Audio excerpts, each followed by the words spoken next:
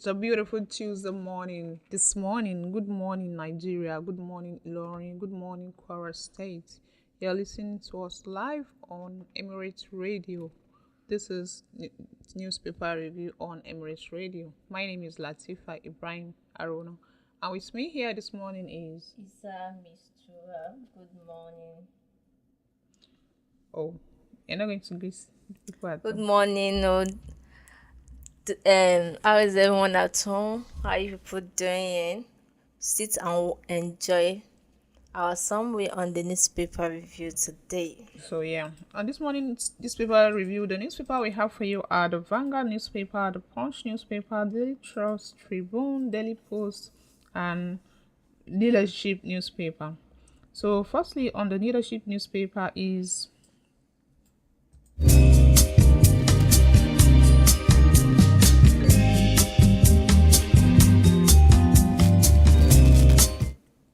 Firstly, on the leadership newspaper this morning is Governor's support for tax bill commendable, says Afenifere. The Pan-Yoruba Socio-Cultural and Socio-Political Organization Afenifere has applauded the Nigerian Governors Forum for its unified support for the tax reform bill, now awaiting consideration by the National Assembly. Afenifere commended the federal government for initiating the tax reform bills because of their inherent benefits and lauded those who worked to remove the stalemate that characterized the efforts to pass the four tax bills proposed by the President Bola Ahmed Tinubu's administration.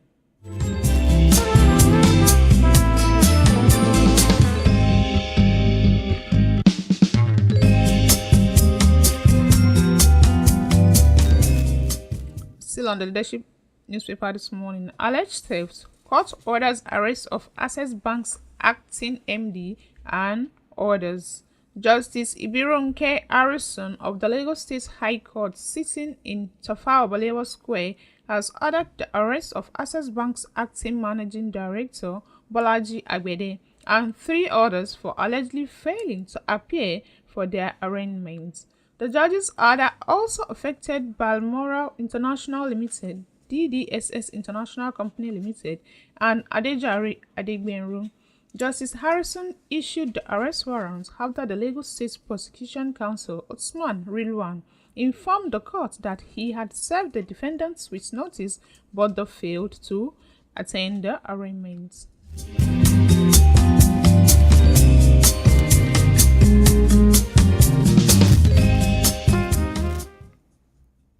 On Daily Post, Ogun to establish special task force. Following the recent criminal activities, vandalism and theft of public infrastructure in some parts of the country, the Ogun State government has disclosed plans to constitute a special task force. The task force includes security agencies, local government officials, community leaders and traditional rulers in all the 20 local government areas of the state.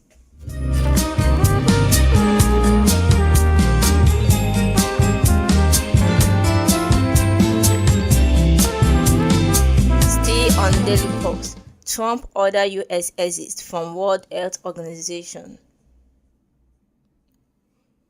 U.S. President Donald Trump has ordered the exit of the United States from the World Health Organization, saying the Global Health Agency had mishandled the COVID-19 pandemic and other international health crises. Trump, who gave the order a few hours after his inauguration yesterday, said the WHO had failed to act independently from the inappropriate political influence of its member states and require unfair onerous payment from the US that are disproportionate to some provided by other larger countries such as China.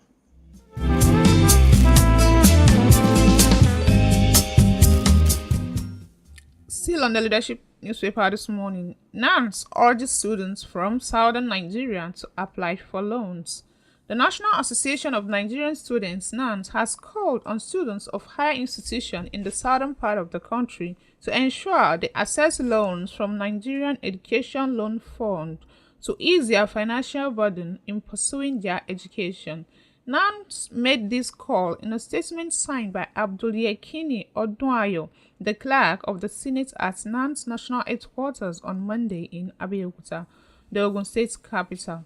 Odunayo, who bemoaned the low student loan application from students from the south of Nigeria, noted that the loan scheme was put in place by President Bola Ahmed Tinubu's led government to help Nigerian students achieve sustainable higher education and functional skill development.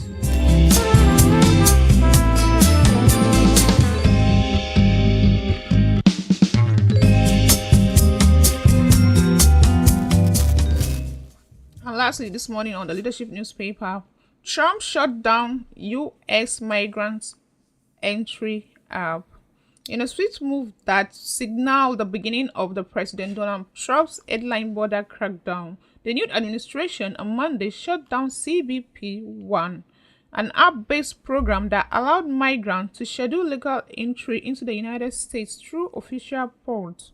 Shortly after Trump took the oath of office as the 47th President of the United States, the Customs and Border Protection website posted a notice confirming that the app was no longer functional and that all existing appointments has been cancelled. Still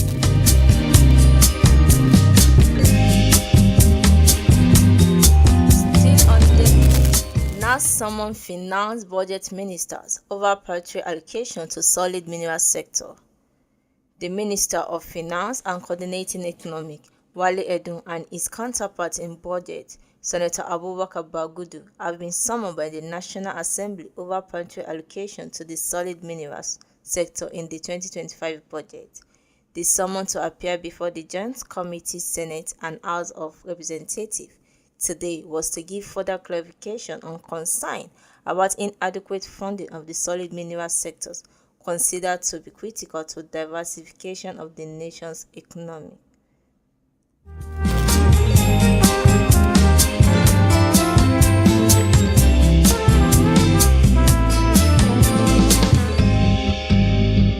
And on Daily Trust, Katsina government reviewed and they should count them out of negotiations with bandits.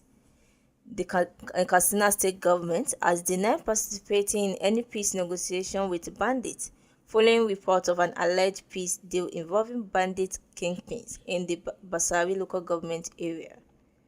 Dr. Salisu, the State Commissioner for Information and Culture, clarified in a telephone interview with Daily Trust that the government remains firm in its position against negotiating with bandits.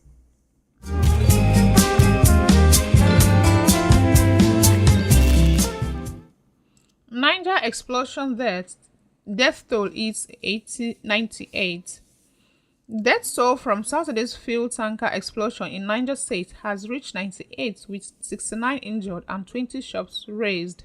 On Monday, the federal government said victims still battling for life had been transferred to tertiary medical centers for enhanced care in line with President Bola Ahmed Tinubu's directive. The death toll as of Sunday was 86, with 55 injured.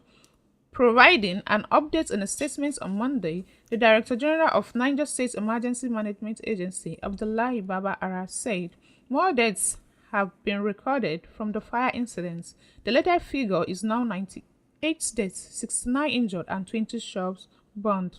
The newsman learned that out of the 43 injured victims admitted at the General Hospital Suleja, 7 had died. Also, 3 injured patients out of the 23 admitted at the General Hospital Sabon Wuse died.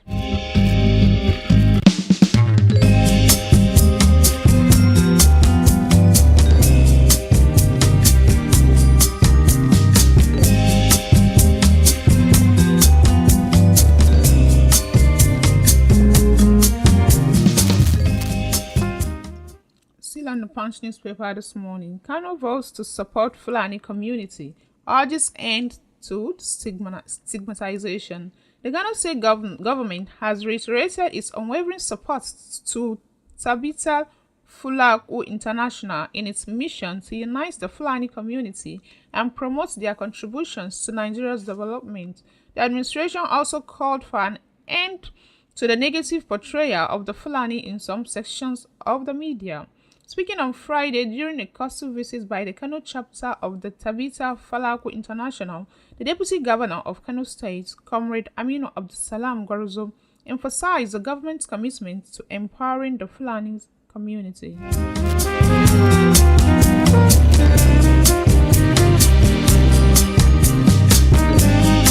Still on Daily Post, victim of Niger tanker explosion moved to Abuja for advanced medical care.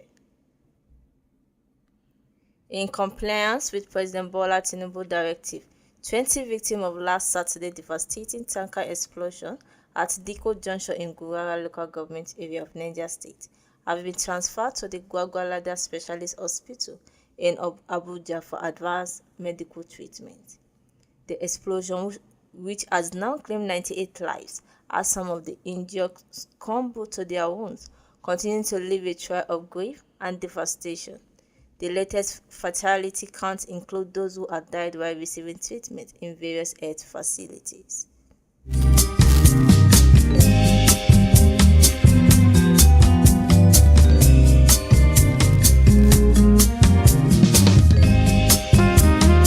Daily Post, 50% telecom tariff hike, Nigeria to drag federal government. Nigerians have vowed to drag the federal government to court over approval of a 50% increase in calls, data and other telecommunication tariffs. In an instant multiplier effect, point of sales operators have hinted at the plan to increase their service charges.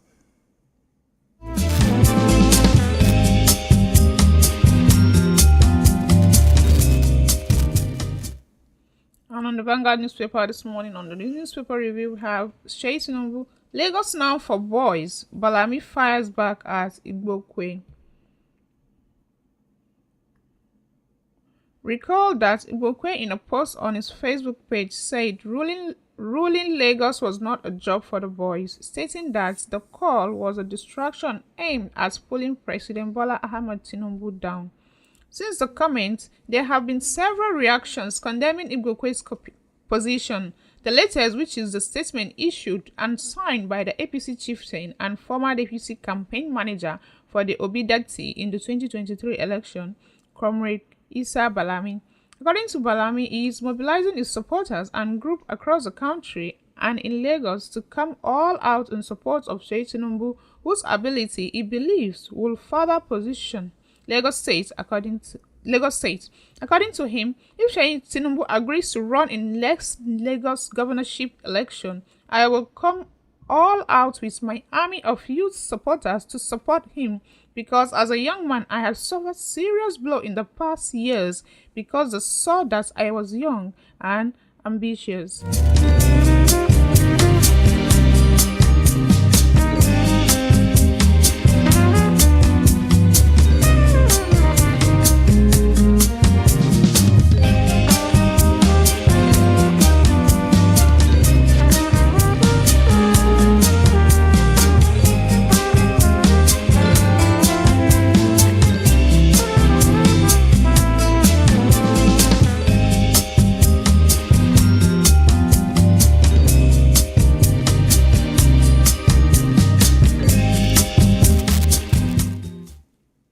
Senators, Obi orders rage as death toll hits 96. Abuja senators of the 19 northern states Labour Party LP presidential candidate in the 2023 elections and others yesterday raged as the death toll of Saturday's petrol tanker accident in Diko Junction, Diko Maje, Mina Road in Gurara local government area of the Niger State has reached 96. Also, Governor Abba Yusuf of the Kano State and Minister of State for Agriculture and Food Security, Senator Ali Abdullahi, expressed sadness over the deadly accident and commiserated with the families of the victim. Updating on the development yesterday, the Director General, Niger State Emergency Management Agency, in Isama Abdullahi Baba Ara, who informed that the death toll had rise to 96, said 69 persons were injured in the explosion, while 20 shops were burned.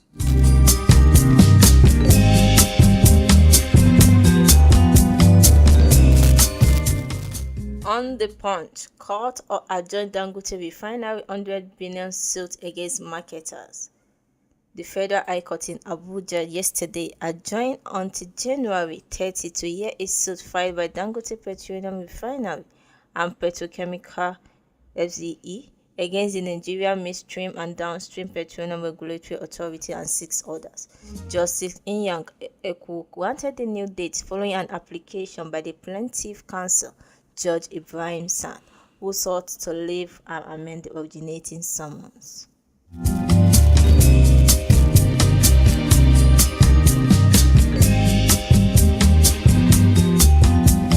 On Daily Post, EFCC organization in Nigeria. EFCC is most wicked organization in Nigeria, says Bobrisky. Controversial Nigeria transgender Bobrisky has called the Economic and Financial Crime Commission (EFCC) the most wicked organization in Nigeria. Bobrisky made this statement while reacting to the commission plea, asking Nigerians to show empathy and humanity toward its officials who was shot dead during one of its night raid in Anambra State.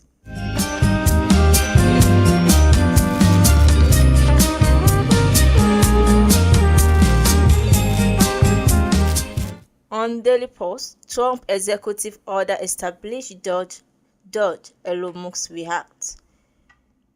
The new inaugurated 47th President of the United States of America, Donald Trump, has announced an executive order regarding the establishment of the Department of Government Efficiency. This was confirmed in a White House statement today, providing details for the presidential action.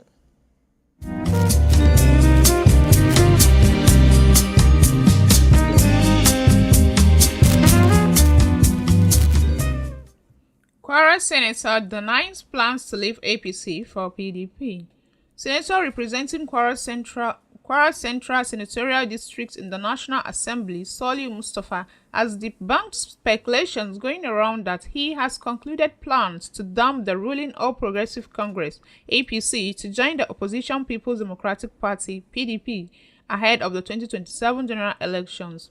The Tribune gathered that the speculation came about in a viral video which was circulated on social media platforms showing the senator and the PDP leader Dr. Bukola Saraki in a tete-a-tete at a wedding reception in Lagos at the weekend. However, the senator, in a statement he signed by one of his media aides, Nassif Sholagberu, described the report on the social media alleging his purported endorsements and defection as fabricated reports.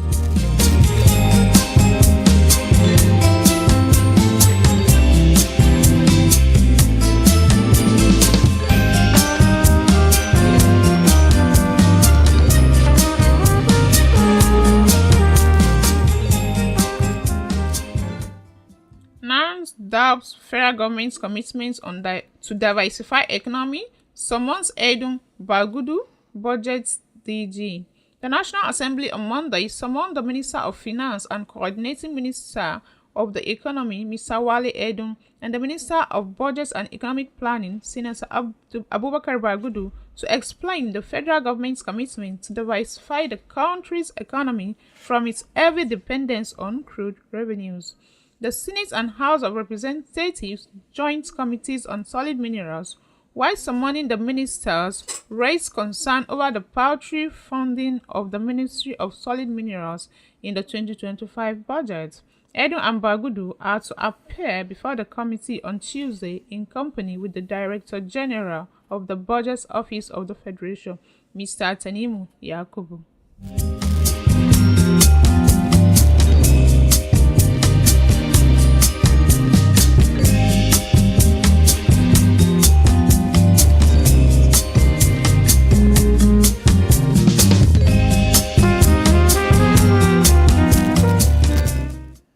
And on the home front, Kwara State Ministry of Communication revealed Kwara monthly environmental sanitation hold on Saturday. Members of the public are hereby informed that the monthly environmental sanitation exercise for the month of January will come up on Saturday, 25th of January 2025, between the hours of 7 o'clock and 10 o'clock in the morning. Residents across the state are therefore enjoined to fully participate in the exercise by cleaning both their residential and business environments.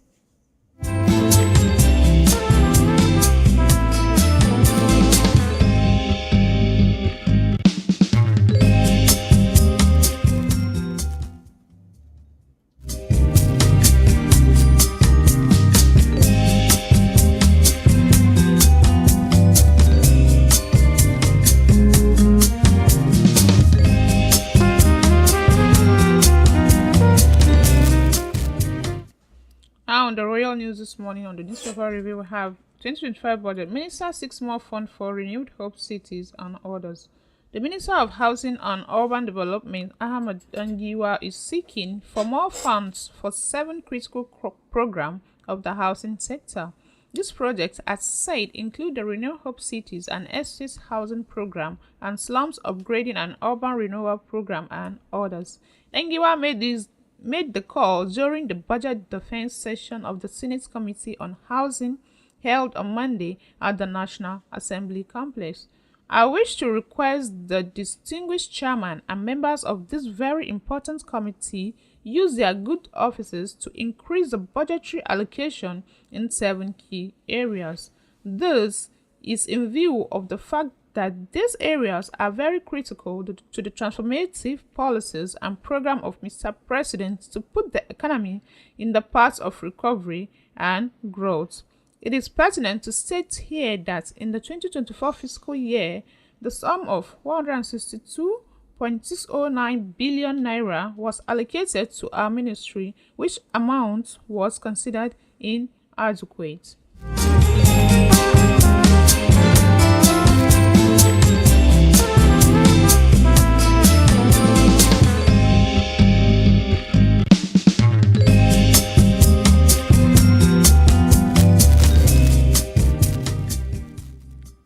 Still on the royal news this morning, we will ensure unemployment is tackled headlong, says Minister. The Minister of Labour and Employment, Muhammad Ingyadi, has said that the ministry was putting up efforts at tackling unemployment in the country. He made this known on Monday when he appeared before the Senate Committee on Employment, Labour and Productivity chaired by Senator Dickett Plank, APC Plateau.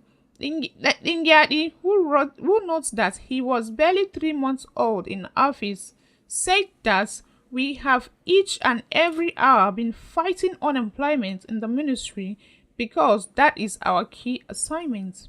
That is the key responsibility that the Minister of Labour and Employment is leading with. All the skills development program that this ministry is doing, we are doing it to fight unemployment. This is our major responsibility, and like I said, we are on top of the situation to ensure that we fight unemployment to finish.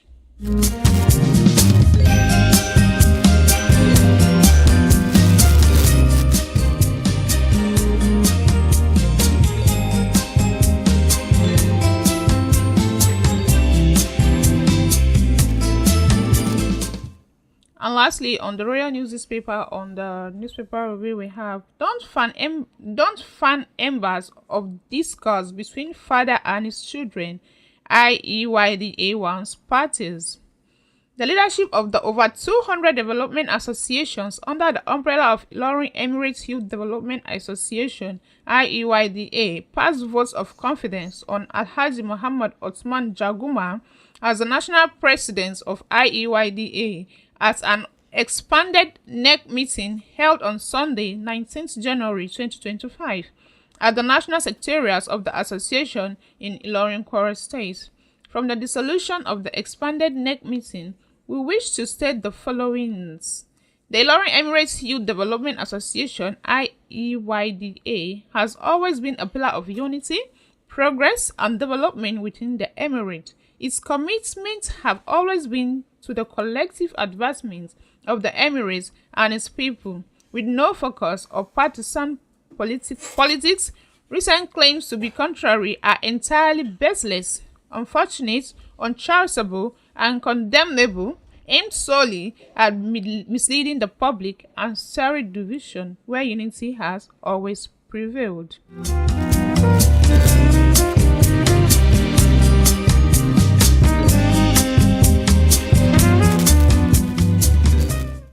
And that comes the end of the newspaper review this morning on Emirates Radio. If you want to read all those headlines and more, you can pick those newspapers and go through them.